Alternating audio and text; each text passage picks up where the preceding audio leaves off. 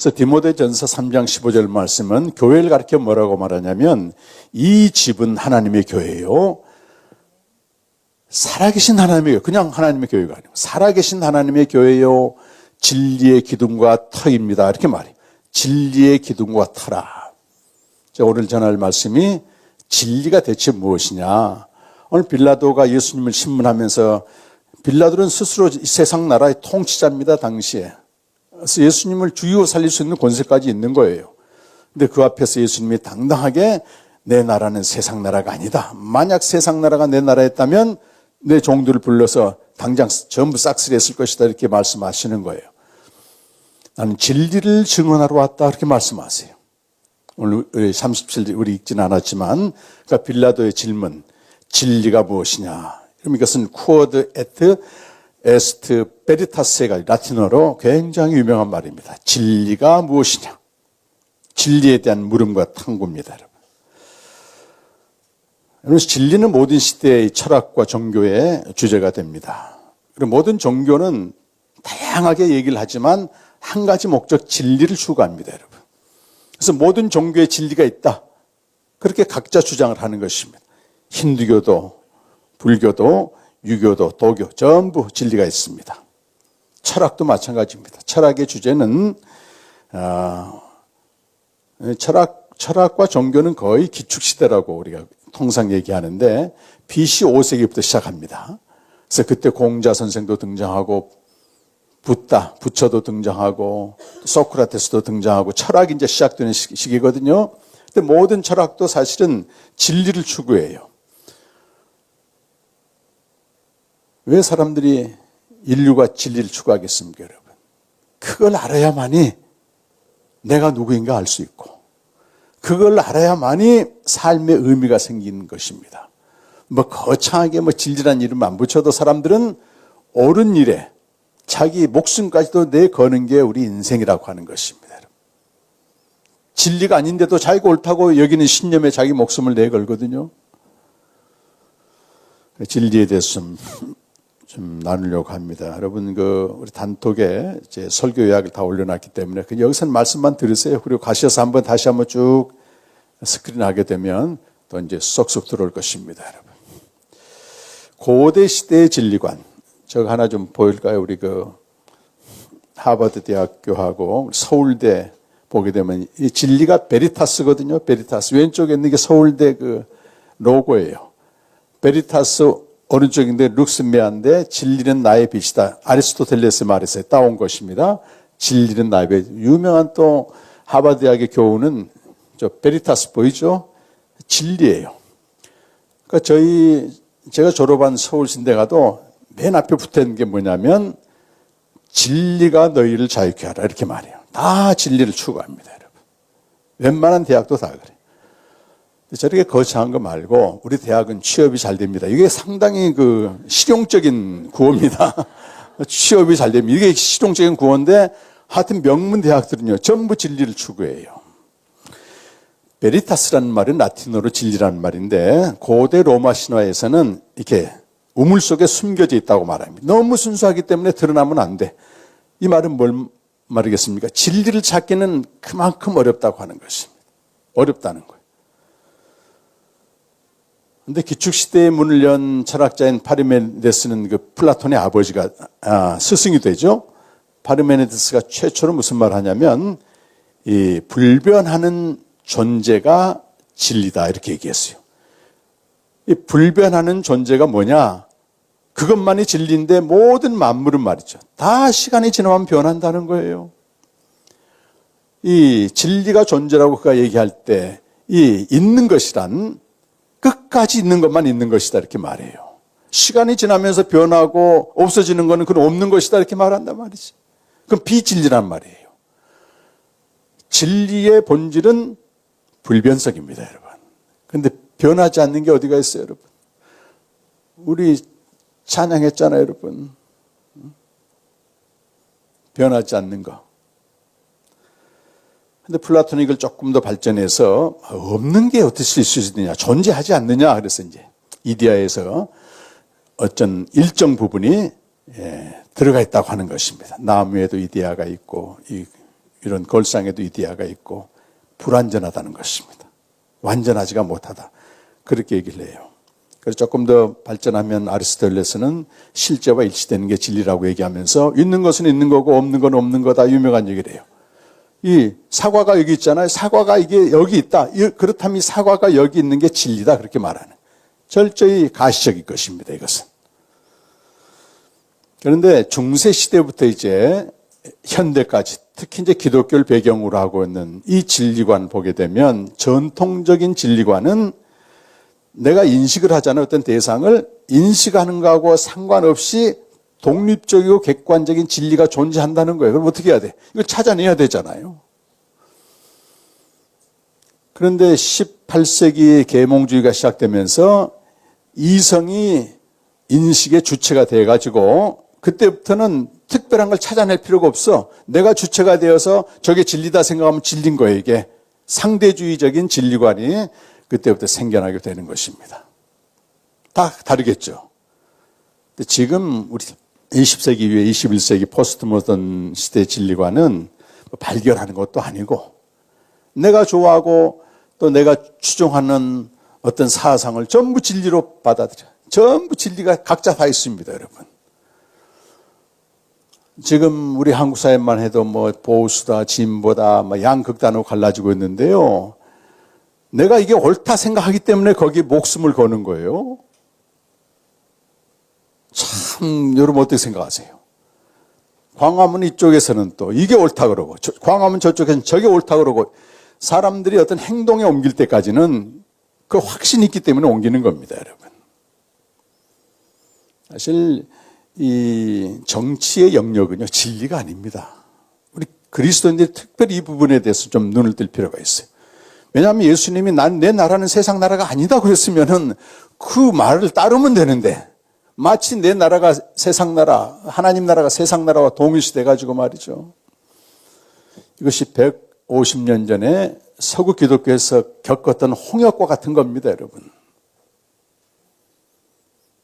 그 알프레드 리치드라고 하는 자유주의 신학자의 아버지가 뭔 얘기를 했냐면 교회 안에서 하나님에 대해서만 얘기하고 삼위일체에 대해서 얘기하고 하나님의 본질에 대해서 얘기하고 사회가 이렇게 망가지고 있는데 그럼 뭔 소용이 있느냐? 나라를 구해야 된다. 사회 정의를 실현하고 평화를 이루고 이래서 뛰쳐나온 거예요, 사람들이. 그런데 여러분 하나님과의 관계 신앙의 본질이 취약한 상태에서 어떤 정의로운 행동을 하게 되면 반드시 이념 아래 들어가 버립니다. 그 결과물이 나치 독일이에요. 그 사람들 다 대부분 자유주의 신학자들이 나치의 이념에 그대로 들어가 버렸습니다.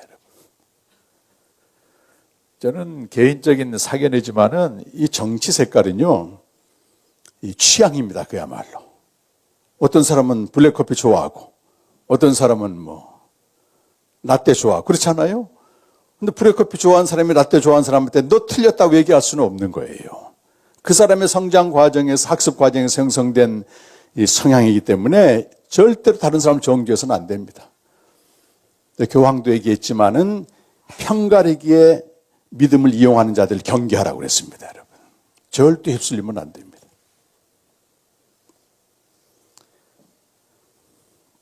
이게 포스트 모던 시대의 진리고, 그럼 구약 성경에서는 진리가 뭐냐? 이것은 하나님의 자기 계시가 진리입니다, 여러분. 출애굽기 3장 14절 말씀 보면 하나님이 모세에게 자기를 계시하세요. 이름이 무엇입니까? 물어봤을 때 나는 이다. 히브리어로는 에흐예 아셀이 에흐예인데 이걸 그 라틴어로 하게 되면 YHW 해가지고 야훼가 돼, 야훼. 우리 여호와라고 얘기하죠, 여호와. 나는 이다예요. 그냥 나는 뭔뭇이다 이래야 되는데 뭔뭇이란 말이 빠진 채 이다입니다. 그래서 하나님의 자기 계시는 이름이 없다는 거예요, 이름이 없다. 이것을 70인역에서는 존재다 그렇게 번역을 합니다. 70인역은 헬라 사상의 영향을 받고 있습니다. 그런데 이 존재란 말이 어디 누가 아까 얘기했다고요? 파르메니데스가 얘기한 거예요. 하나님만이 불변하는 존재가 되시고 하나님만이 진리고 하나님만이 모든 것들은 비진리에 속하는 겁니다. 하나님은 변하지 않으면서 다른 것들을 존재하게 하고 다른 것들을 변하게 하고 생성시키는 분이에요. 이것을 한 1000년쯤 지나가지고 모세로부터 시작하면 3000년쯤 지났죠. 예수님 때로부터는 1000년쯤 지나서 토마스 아퀴나스라고 하는 아주 위대한 신학자가 이 이야기를 합니다. 하나님은 불변하는 유일자로서 진리가 되십니다. 이렇게. 변하는 건 진리가 아니에요. 그러니까.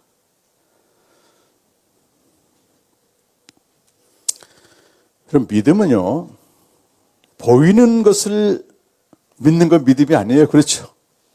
보이지 않는 것을 믿는 게 믿음입니다, 여러분. 그렇죠? 히브리서 11장에 보게 되면 믿음을 뭐라고 시작하냐면 믿음은 보이는 게 아니고 바라는 것들의 실상이고 보이지 않는 것들에 대한 증거라고 얘기합니다. 그런데 거기 나오는 아벨부터 시작해서 구약의 믿음의 모든 선지자들의 공통점은 보이지 아니하는 하나님을 마치 보는 것처럼 그 앞에서 행동했다는 거예요. 보이지 않는 약속을 마치 실현된 것처럼 환영했다는 겁니다, 여러분. 보이지 않는 것을 믿는 믿음은 어떻게 여러분 확정이 됩니까? 결과물로 확정이 되는 거예요, 결과물로. 그래서 구약의 선진들은 그렇게 얘기해요. 나는 보이지 않는 약속을 멀리서부터 바라보고 환영을 하는데 보이지 않는 거죠. 그것을 확증하는 증거로 어떻게 살았냐면 여기서는 나그네와 이방인으로 산 겁니다. 전혀 이 세상 나라에다가 마음을 두지 않고 살았다는 거예요. 왜? 보이지 않는 그 나라를 믿음으로 받아들였기 때문에 실제 삶이 나타나는 거예요. 실제 삶이. 오실 그리스도를 그들은 바라보고 믿었다는 것입니다. 그럼 우리에게 신약시대 믿음은 뭐겠습니까, 여러분? 믿음이 뭐죠? 우리에게 믿음은 막연합니까, 여러분? 너희가 믿음이 있는가 시험해 보라고 고린도서 13장 4절 5절에 말씀합니다, 여러분. 너희가 믿음이 있는가 너희 자신을 시험해 봐라. 만일 그리스도께서 너희 안에 계시지 아니하면 너희는 버리운 자다. 신약시대 믿음은 예수님으로 영접하고 예수님이 내 안에 있는 걸 믿는다고 하는 것입니다, 여러분. 보이지 않죠, 예수님은? 보이지 않지만 내 안에 그분이 계시고 사신단 말이에요. 그럼 어떻게 돼요? 그 열매가 뭘로 나타나야 됩니까? 당연히 예수 생명, 예수님의 삶으로 나타나야만이 진짜 믿음인 거예요. 도전을 받습니다, 우리는. 내가 살아보니까 예수 생명은 전혀 안 나타나고 여전히 썩고 부패하는 옛사람으로 산다면은 이건 내가 진짜 믿음이 있는가 나 자신을 도전해야 되는 거예요. 그렇게 살지 못한 자기 자신에 대해서 늘 절망하고 그런 비참한 실존이 매일 말씀 앞에 나가서 내가 이 죽을 몸이지만 예수의 죽음에 넘겨져서 예수 생명에 내게 나타나게 해달라고 고린도서 4장 10절 이렇게 말씀하잖아요. 우리 산자가 항상 예수의 죽음에 넘겨주면 이 죽을 육체에 예수 생명이 나타나게 하려 합니다.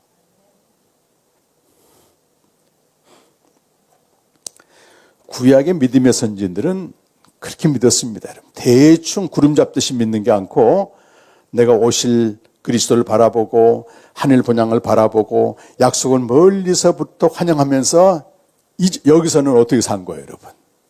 여기다가 소망을 두지 않고 산 겁니다, 여러분. 나그네와 이방인으로 사는 걸 당연히 여긴 겁니다, 여러분. 신약 성경의 진리는 여러분 에베소 4장 21절 말씀 보면 진리가 예수 안에 있다 이렇게 말씀해요. 진리가 예수 안에 있다 이렇게 말씀하고 우리가 그에게서부터 배우고 가르침을 받았다고 말씀하고 있죠. 특히 신약 성경 중에서 요한복음은 진리의 책입니다, 여러분. 그래서 공관복음이 마태, 마가, 누가복음 3권이 있는데 여기서 진리라는 말은 전체 합해서 7번 나와요. 7번. 근데 요한복음 한 권에만 25번이 나와요. 진리란 말이. 계속 반복됩니다. 중요한 대목마다. 여러분 요한복음 8장 28절에서 32절까지 한번 성경을 펴가지고 한번 읽어보겠습니다. 여러분 갖고 있는 성경으로 요한복음 8장 28절에서 32절까지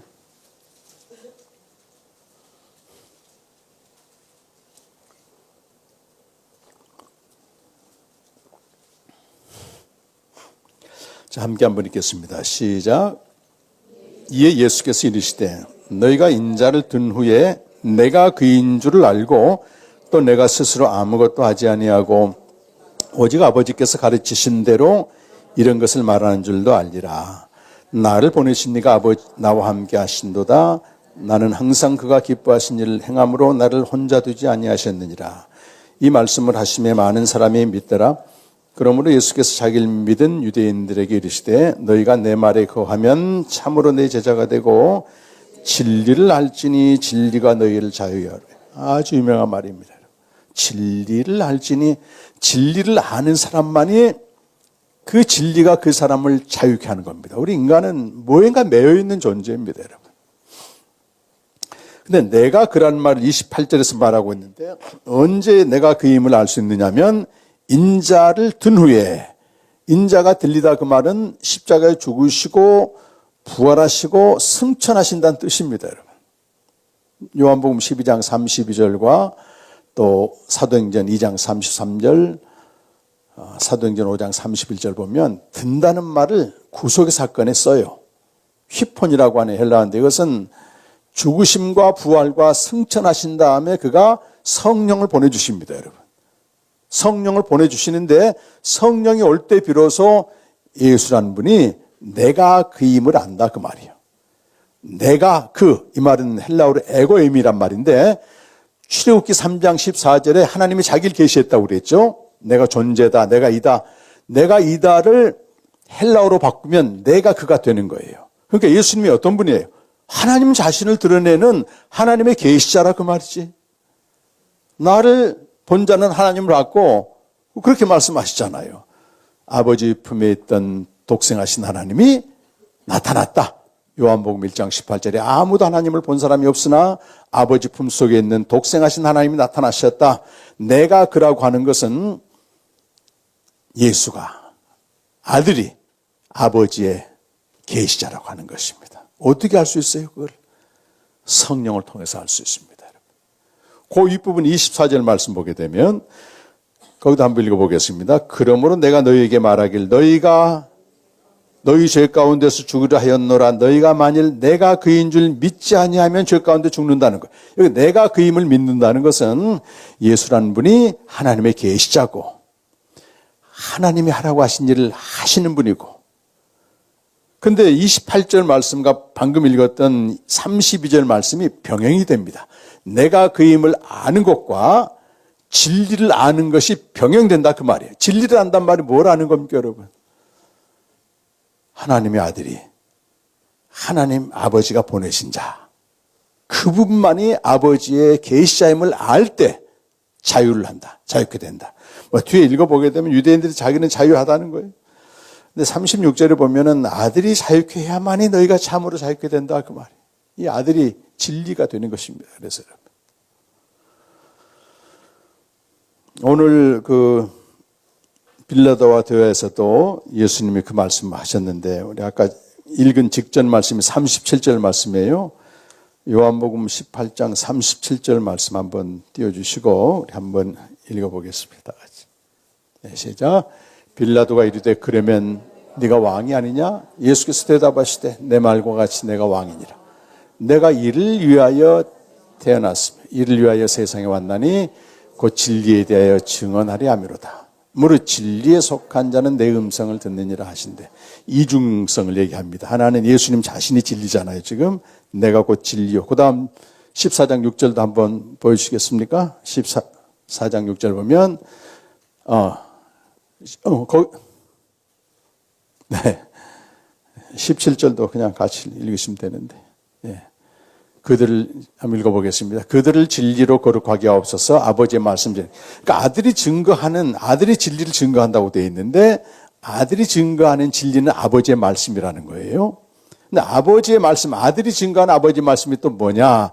그건 요한복음 12장 50절 말씀 봅시다 한번. 나는 그의 명령이 아버지의 명령이 영생인 줄 아노라. 그러므로 내가 이르는 것은 내 아버지께서 내게 말씀하신 그대로, 아버지께서 말씀하신 그대로 아버지의 말씀만 전했는데 그 말씀이 생명을 주는 영생이라고 하는 영생의 말씀이에요. 그래서 14장 6절에 보면은 예수님이 이렇게 말씀하십니다. 다 함께 예수께서 이르시되 내가 곧 길이요 진리요 생명이니 나로 말미암지 않고는 아버지께로 올 자가 없느니라. 그러니까 다 병행되는 겁니다. 아버지의 말씀이 진리인데 아버지의 말씀이 영생이었죠. 근데 그것이 영생이 또 진리죠. 그것이 길이 되어서 아버지께로 인도한다고 하는 거예요. 진리영이 여러분 깨닫게 하시길 바랍니다. 저는 깨닫게 하는 능력까지는 없어요. 그냥 선포하면 진리영이 다 증거하십니다, 여러분. 아, 진리는 아버지의 말씀이구나. 근데 아버지의 말씀이란 생명을 주는 말씀이구나. 그 생명이 곧 진리구나. 생명을 우리가 얻을 때만이 자유케 되는구나. 그거 알게 되는 거예요. 진리영을 통해서. 그래서 아들의 증거, 아버지의 말씀, 영생은 다양한 형태로서 진리가 됩니다. 이게 예수님 말씀이고, 이제 이것을 적용한 바울 서신이나 신약 성경 보게 되면 진리를 뭐라고 말하냐면 복음이라고 말해요. 복음이라고. 진리의 말씀을 복음이라고 말합니다. 골로새서 1장 5절과 디모데 후서 2장 15절 말씀, 진리의 말씀을 네가 배워라 이렇게 말씀하고 있고, 복음 곧 진리의 말씀을 너희가 들었다. 또 진리의 말씀으로 너희가 구원을 받았다. 계속 복음을 말해요. 진리의 말씀이 복음인 것은 복음이 예수님 말씀하신 진리, 생명을 주기 때문에 복음이 되는 겁니다, 여러분. 복음은 그 자체가 목적이 아니에요. 생명을 얻게 하고 생명을 풍성히 누리게 하는 것입니다.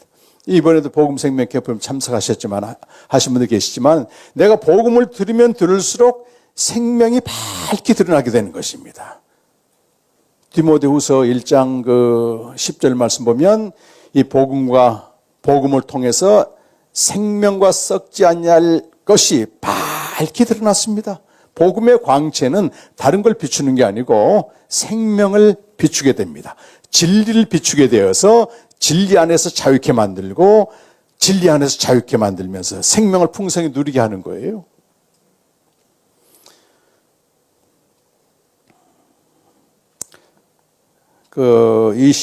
지금 현 20세기에 접어들어서 가장 기독교로 신앙을 잘 변증하고 있는 분이, 이분이 이제 원래 그 아버지가 중국 선교사였는데요. 문화혁명 때 이제 추방이 돼가지고 영국으로 갔는데, 오스기니스라는 사람입니다. 책도 우리 한국에 많이 번역이 되어 있어요. 오스기니스. 그분이 쓴 책 중에 하나가 진리 베리타스라고 하는 저 책입니다. 제가 2주간에 이제 도서관 가서 우리 신학교 도서관 좀 읽었는데, 이분이 상당히 통찰력이 있어요. 왜냐하면 지금 이분이 옛날 분이 아니고 지금 이 시대를 우리 함께 사는 분이잖아요. 그러면서 진리에 대한 쭉 내용을 이제 기록을 했는데 이런 얘기를 하는 겁니다. 로마서 1장 18절 말씀 보게 되면 로마서 1장 18절 한번 보시겠습니다. 시작. 하나님의 진노가 불의로 진리를 막는 사람들의 모든 경건치 않음과 불의에 대하여 하늘로부터 나타나니라. 이런 로마서 1장 1절부터 17절까지가 서론이 되는 것이고 1장 18절부터 마지막 절까지는 하나님을 떠난 자가 어떻게 살고 있는가 실상을 바울이 영적으로 다 통찰해서 적어놨는데 그 첫 번째 시작하는 게 뭐냐면 하나님의 진노가 누구에게 임한다. 불의로 진리를 막는다. 하나님과 분리된 인간의 실존은 누구든지 마찬가지. 막는다 그 말을 정확히 풀면 가둬버린다 그 말. 진리를 가둬버려. 진리를 자기가 원하는 대로 이용한다는 그 뜻이에요. 그래서 여러분 모든 종교가 아까 그 진리를 추구한다고 얘기했는데요. 종교사에서 진리는 철저히 인간의 필요와 욕망을 맞추는 쪽으로 가게 됩니다. 진리보다도 중요한 게 내 욕망과 내 욕구가 더 중요한 거예요. 세상사도 그렇습니다, 여러분. 다 진리라고 말해. 뭐 정치인들 얘기도 백성을 위한다. 이것이 진짜 되게 하지만 저 밑불이 가게 되면은 자기 보존 본능이라는 게 있습니다, 인간에게. 이게 제일 무서운 거예요. 인간은 자기 보존 본능이 공격을 당하게 되면 짐승처럼 변하게 돼요. 도스토옙스키가 악령이라는 책에서 다 밝혔단 말이지. 그러니까 그 사람이 무슨 얘기를 할 때 거창한 명분을 보지 말고 자기를 지키려고 하는 그 본능을 봐야 됩니다. 그러면 이 사람이 뭔 소리 하는지 알아요, 여러분? 아무리 거창한 뭐 자유주의다, 자유민주주의다, 또 백성을 위한다 다 얘기하지만 그 밑불이 보게 되면 진리를 가로막고 있어요. 믿지 않는 사람들의 한계입니다. 이거는 운명이거나.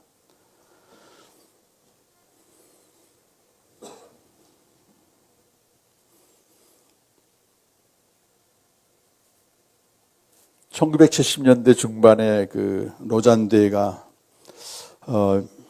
열렸는데, 그때 기독교 구원을 뭐라고 정의하냐면 상황적인 고통으로부터 해방시켜주는 게 구원이다, 이렇게 말했습니다. 근데 성경이 말하는 구원하고는 전혀 동떨어진 얘기를 한 거예요. 당시에 이제 정치적으로 억압받는 사람들이 많고, 또 아프리카 쪽에서는 너무 가난한 사람들이 많고 하니까 이 경제적인 문제, 정치적인 자유를 회복시켜주는 게 구원이다, 이렇게 정의를 했는데요.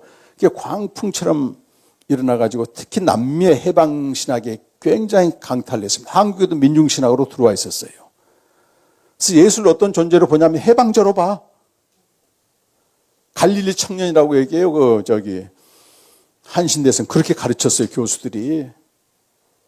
십자가에 죽으시고 부활하시고 중요하지 않아, 그분은. 해방자야. 니체도 그렇게 봅니다, 여러분.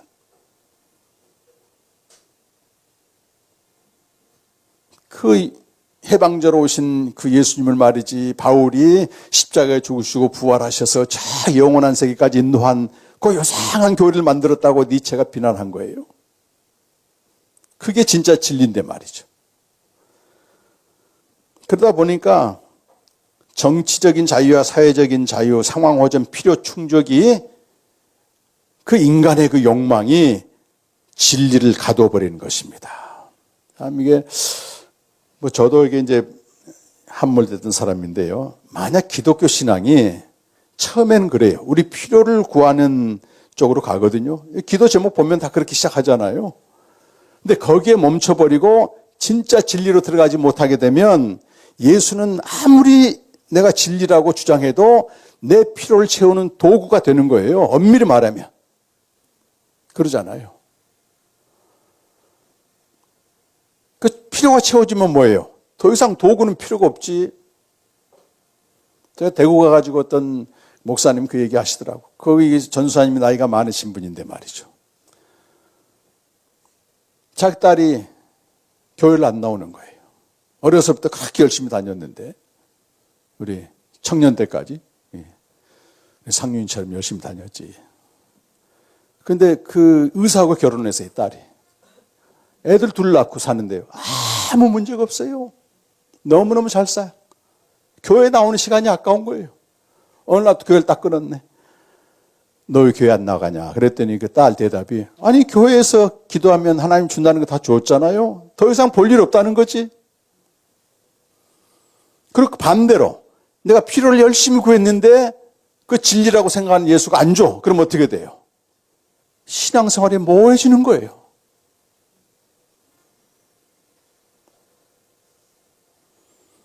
그래서 로마서 1장 18절에 불의로 진리를 가둔다, 그 말은 그 뒤에 읽어보게 되면 사람들이 다 하나님을 안다는 거예요. 저들은 다 하나님을 안다고 하지만 사실은 자기를 위해서 믿는다, 이렇게 뒤에 얘기하는 겁니다. 자기를 의롭다. 그건 우상을 섬기는 거다. 오늘 우리가 찬양을 하면서도요, 모든 우상을 내려놓고 나의 보좌를 내려놓고 찬양을 했지만, 이게 내 필요를 만약 예수를 통해서 채우고 그게 안 채워졌을 때 신앙이 막 메말라진다면 정말 통에 자복해야 될 가사입니다. 이렇게. 저는 고백하는데 그냥 안 되더라고.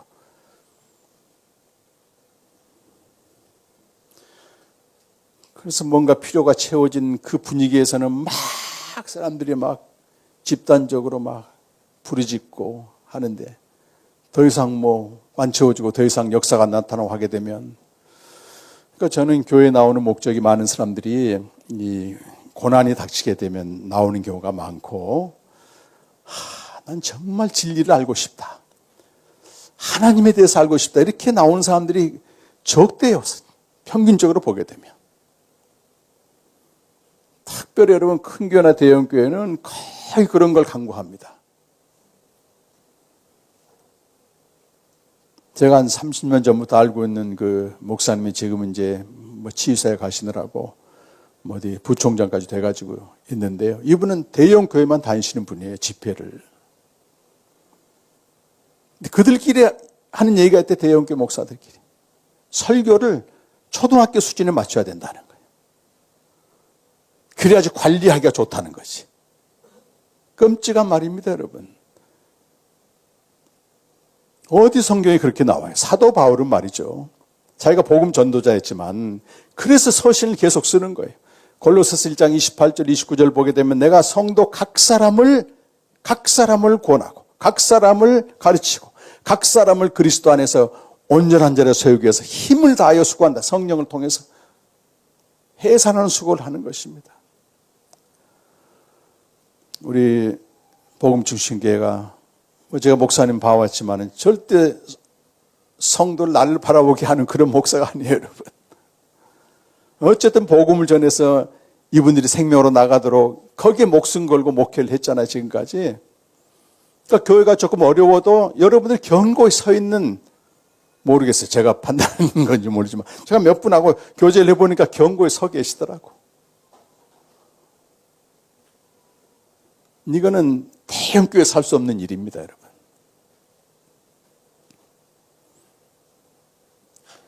그래서 어거스틴이 이런 얘기를 합니다. 인간이 자기가 소원하는 것에 애착을 갖게 되면 자식이든 돈이든 사업이든 상관없어. 자기가 소원하는 것에 애착하게 되면 그것을 마치 진리인 양 여기고 참된 진리를 미워한다는 겁니다. 뭐 예를 들어 참된 진리가 뭐겠어요, 여러분? 아무든 나를 따라오거든 자기를 부인하고 자기 십자가를 지고 와라. 이런 진짜 진리를 다 부인할 수밖에 없는 거예요. 자기가 애착하는 게 있으면. 오스기니스가 이런 얘기합니다. 그러면 내 욕망과 내 소원의 진리를 가두거나 맞추지 않고 진리 앞에 날 굴복시키는 게 뭐냐? 그 얘기했는데 상당히 통찰력이 있어요, 여러분. 첫 번째는 진리가 무엇인지 알아야 된다고 하는 것입니다. 진리가 무엇인지 선포가 되어야 된다는 겁니다. 오늘 다 말씀드렸죠. 생명이 진리고 아들이 진리고 아들의 말이 진리고 복음이 진리고 다 말씀드렸습니다. 또 두 번째는 어떤 부분인가 하면 그러니까 신약 성경의 진리는 한마디로 생명을 알고 누리는 것입니다. 그 아버지 품에서만 완전한 자유가 있다고. 두 번째는 어디서 그 기준이 미치지 못했는데 내가 인정을 하는 게 중요합니다. 인정을 하는 게 중요하다. 나는 생명을 알지만 생명을 지금 누리지 못해. 예를 들어서 그분의 풍성함을 누리지 못해. 그렇다면 그런 부분에 대해서 내가 자백을 해야 됩니다. 예를 들면 내가 옛사람의 소욕으로 진리가 욕망의 수단이 되고 있다는 것을 자백하는 것입니다. 정직해야 됩니다. 그건 하나님 앞에서. 하나님, 제가 말이죠. 이 문제가 정말 해결돼야 되겠습니다. 그게 자녀 문제든 사업 문제든 개인의 문제든 이것만 해결되면 하나님 삶이 될 수 있겠습니다. 이렇게 내가 생각을 갖고 있다면 내가 의식하지 못하지만 진리를 가둬버린 자입니다. 자기 욕망에. 거기에 자유가 있을 수가 없어요. 무슨 자유가 있습니까? 거기. 계속 그게 내가 애착하고 있는 거기에 지금 정신이 몰입되고 있는데. 그 좀 긍정적인 부분은 내가 내 안에 생명이 부재하고 생명에서도 영생의 삶을 충분히 누리지 못하고 있다고 하는 진리에 대해서 내 삶을 드리지 못하고 있다는 것을 인정하는 것입니다, 여러분. 이게 두 번째 부분이고 마지막은 그럼 어떻게 해야 돼요? 거울 봐서 뭔가 묻었으면 그냥 가지 말고 뭐해? 닦아야 되잖아. 닦아야 되잖아. 이 잘못을 바로잡는데 헌신해야 되는데 여기에 따르는 게 자기 부인과 자기 희생입니다, 여러분. 이게 참 하나님의 은혜로만 되는 거죠. 얼굴에 내가 뭐가 묻은지 알면서도 거울 보고 그대로 가면 어떻게 돼? 우리는 그 아들의 죽음으로 말미암아 주신 생명이 있고 생명을 충만히 누리면서 이 세상과 구별되는 삶을 살도록 하나님이 다 세팅을 해놨어요. 우리는 시간과 마음과 몸을 들이면 다 되는 것입니다. 이걸 한 가지 안 함으로써 여전히 옛사람의 소원과 욕망에 묶여 있다거나 이미 죽은 옛사람이 계속 출마하여 산다면 이건 내가 진리 안에 사는 게 아니란 말이지. 결단을 해야 되는 거예요. 결단이란 말 또 내 의지가 들어가니까 좀 위험하고 은혜를 구해야 됩니다. 은혜를. 진리가 주는 자유는 두 가지만 기억하시면 돼요. 이미 여러분 안에 생명이 있으니까 하나님의 자녀가 됐기 때문에. 첫 번째는 내가 있어야 될 곳이 어딘가. 그거 하나입니다, 여러분. 또 두 번째는 있어야 될 곳에서 내가 보이지 않는 것을 보고 있는가. 믿음이죠. 그게 요한복음 17장 24절에 정확히 나와 있습니다. 예수님이 우리 위해서 기도한 내용인데 한번 보시고 우리 기도하도록 하겠습니다. 요한복음 17장 24절 여러분 성경 찾으셔도 되고 앞에 아마 띄워주실 겁니다.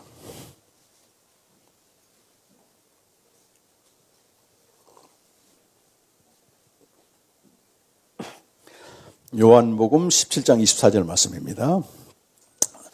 다 함께 시작. 아버지가 내게 주신 자도 나 있는 곳에 나와 함께 있어 아버지께서 창세 전부터 나를 사랑하심으로 내게 주신 나의 영광을 그들로 보게 하시기를 원하옵나이다. 아멘. 예수님의 마지막 기도, 우리에게 영생을 주신 다음에 영생을 준 이들을 위한 마지막 기도가 두 가지 내용을 담고 있는데, 나 있는 곳에 그들도 함께 있기를 원합니다. 그 나 있는 곳은 아버지 집이죠. 우리가 태어나게 되면 우리가 찬이가 부모를 선택한 건 아니지만 태어나면 엄마 아빠 집에 있어야 돼. 엄마 아빠가 마음에 들든 안 들든, 그지? 생명으로 우리가 아버지의 생명을 받고 하나님의 생명을 받았다면 그 하나님의 집에 매일 거하는 것입니다. 거기서 그럼 가만히 있습니까, 여러분? 가만히 있는 게 아니고 두 번째, 보이지 않는 걸 보는 거예요. 보이지 않는 거거든. 그게 창세전부터 아버지가 아들에게 주신 영광을 보는 겁니다. 영광. 이거는 믿음의 눈으로만 볼 수 있는 거예요. 이 영광이 뭐라고 했습니까, 여러분? 무한하신 사랑과 신실하심이에요. 이 두 가지만 있게 되면 어떠한 상황에서도 넉넉히 견딜 수 있고 더 나아가 바울처럼 승리할 수 있는 겁니다, 여러분. 모두가 나를 버려도 하나님이 독생자를 보내주신 그 사랑으로 나를, 그 사랑이 내 안에 충만하게 임하게 되고, 내가 도무지 이해할 수 없는 상황이지만 하나님의 신실하심을 믿게 되면은 지금 내게 손해 갔지만 그분은 나를 만들어가는 과정이라고 하는 신실함 앞에 엎드리기 때문에 안심이 되는 것입니다, 여러분. 저는 이 나라 걱정 안 합니다, 여러분. 진짜 걱정 안 합니다. 이쪽이 됐든 저쪽 전혀 문제 안 됩니다, 여러분. 그리고 큰 기대도 안 합니다, 여러분. 그 위에 누가 계세요, 여러분? 그분이 역사의 주관자입니다, 여러분. 우리 한국이라고 하는 울타리만 갇혀 있게 되면 그게 전부처럼 보이지만은, 제가 이번에 다녀온 차드 같은 데는요, 35년째 지금 군사 독재가 세습되고 있습니다. 선거는 형식적으로 해가지고 완전히 그 아들이 제압하고, 제가 가기 일주일 전에 국제뉴스에 뭐가 났냐면 대통령궁에서 이 총격 사건이 나가지고 19명이 죽었다는 거예요. 나는 이제 차들 가야 되니까 그게 민감하게 들어오더라고. 그게 반군이라는 거예요. 딱 가봤더니 반군이 아니고 애매한 백성들입니다. 차를 가다가 고장나 세워놓으니까 그냥 사살해버린 거예요. 그리고 발표하는 거는 정말 사람 목숨이 개돼지처럼 돼도 전혀 이상하지 않는 그 나라에서 사람들이 살고, 가난하긴 세계에서 두 번째로 너무너무 가난한 나라예요. 근데 거기 모여든 110명의 목회자들의 눈이 반짝반짝해. 그분들은요, 정치나 경제 중요한 게 아닙니다. 내가 하나님을 섬기고 지금 목회자로서 이 바른 진리를 전해야 된다고 하는데 이 반짝반짝 이 마음이 타고 있는 거예요. 초대교회 예수님의 12제자들이 살아갔고 그 이후에도 많은 제자들이 살았지만 우리보다 더 끔찍한 정치 형태에서 지금 북한 김정은처럼 억압받는 데서도 그들이 살고, 지금도 제가 중국에서 교제하는 집사님들 계시지만요, 그 시진핑이라고 하는 공산 체제에서도 이 신앙을 지키기 위해서 분투하고 있는 사람들이 있습니다, 여러분. 근데 이런 나라에서 정치 제재 가지고 네가 올려 저거, 이건 정말 하나님 보실 때 온당치 못하고 부끄러운 일이에요. 근데도 그렇게 하고 있으면 취향이니까 가만 놔둬야 돼. 억지로 막는다고 되는 게 아닙니다. 우주적인 교회를 바라보면서 우리가 어디 있어야 되는가 그거 물어야 되고, 내가 그분의 독생자의 영광을 보고 내가 주어진 삶 속에서 함몰되지 않고 세상에 그리스도인으로서 세상에 나가서 당당히 공동선을 이루면서 살아갈 수 있는가 묻는 것입니다. 여러분, 세 가지 꼭 기억하십시오. 복음을 계속 드려야 될 이유가 여기 있게 되고, 나는 어디에 그 기준이 미치지 못하고 있는가, 충만한 삶을 살지 못하는가. 그리고 세 번째는 자기 부인이 있어야 돼요. 토요일 날 캠프 오신 분들이 또 오고 또 가지만은, 또 이제 처음 오신 분도 가끔 있지만은 시간 많고 돈 남아서 오는 게 아니에요. 치열한 이 세상 속에서 내가 어떻게 살 것인가 계속 묻는 것입니다. 진리 안에서 우리 자유케 되시고